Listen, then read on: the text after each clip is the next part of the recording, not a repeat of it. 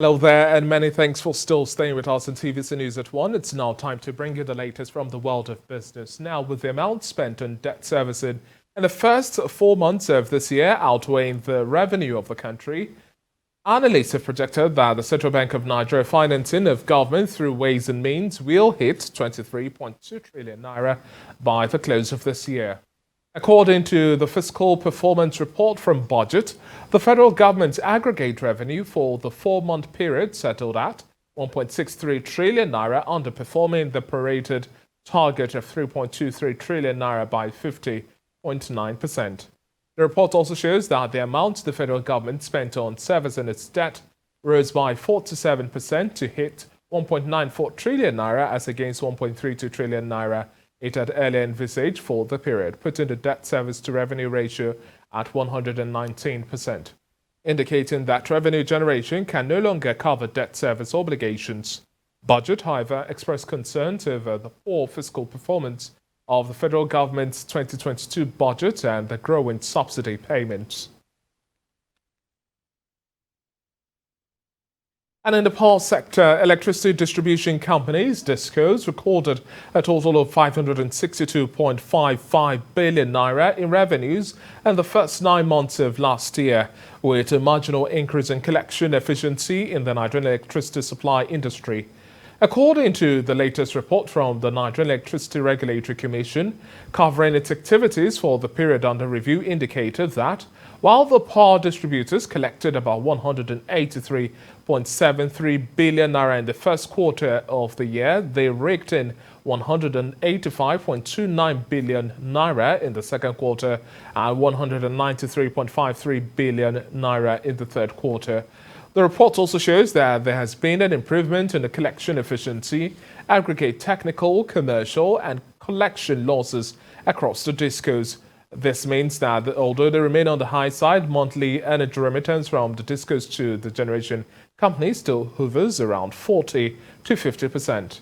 However, the report has also come in the midst of continuing complaints of illiquidity by the operators and alleged inability of some of the DISCOs to carry out their obligations to the creditors and also eventually take over by banks.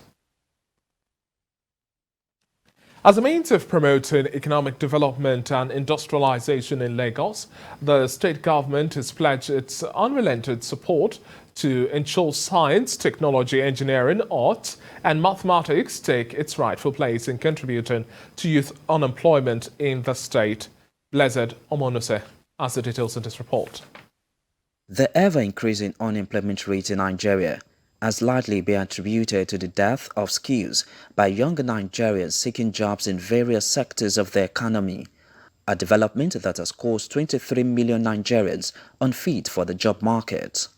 In a bid to provide a lasting solution to this menace, industry stakeholders in the edutech sector, along with government officials, are seeking more collaboration to the advancement of STEM education in bridging the competency gap in the country.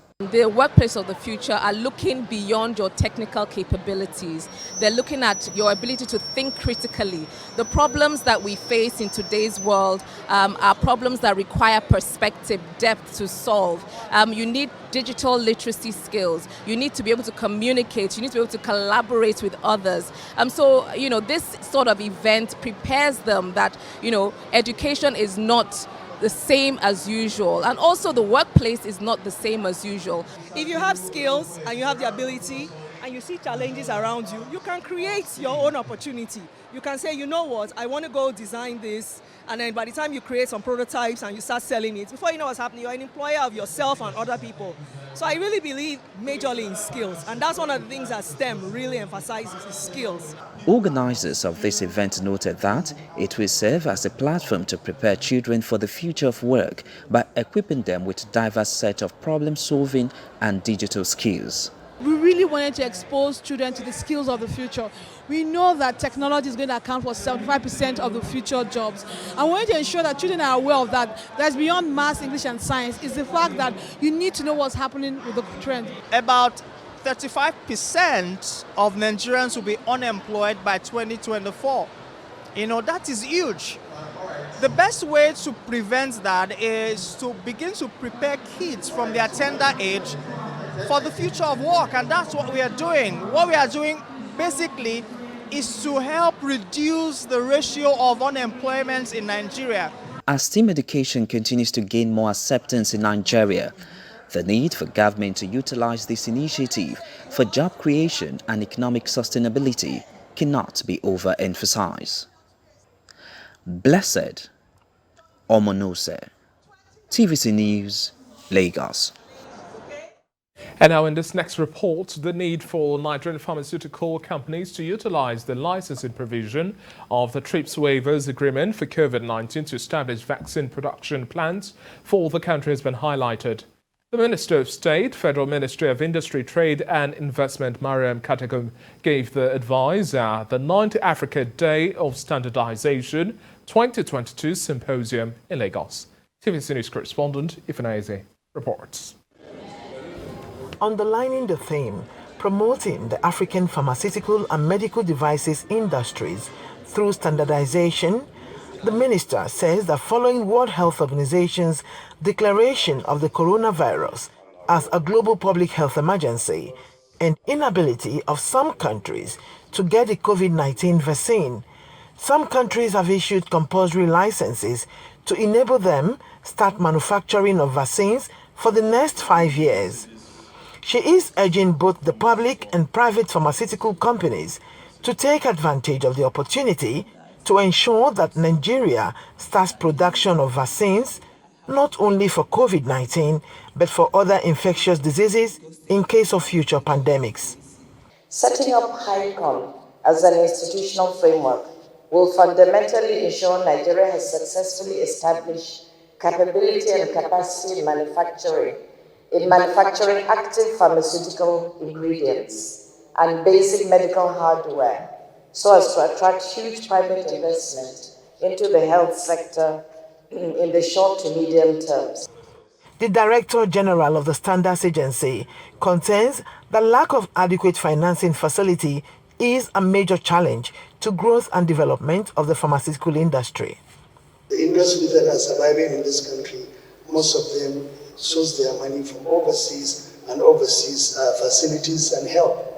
So the biggest problem we are having, and we may have to address that issue, is how not only to lower interest, subsidize the learning facilities for these pharmaceutical industries and other industries to be able to build a facility. For others at the program, lack of compliance with standard remains a major issue for Africa and Nigeria in particular. The platform on which we will leverage and deliver our services, not just within our continent, but to the world. And we do know that, yes, when it comes to active pharmaceutical ingredients, we will probably be playing catch up with the rest of the world. They are already far ahead. But when it comes to like herbals, we can lead. Africa and Africans have been urged to pay attention to promoting homemade solutions to some of the challenges confronting the continent. Ifeanyi Eze, TVC News, Lagos. And wrapping up business news now, oil prices on the international market rose today for a second day on increasing concerns about tightening European supply after Russia, a key oil and natural gas supplier to the region, cut gas supply through a major pipeline. U.S. West Texas Intermediate crude recorded a price increase of 1.74% to hit $98.38 per barrel. Brent crude now sells at $107 per barrel, registering an upward price margin of 1.8%. Bonny Light's performance is still trading in the red territory with a price decline of 3.25%, selling at $118.10 per barrel. And for the OPEC basket, crude oil dealers offer $107.70 per barrel.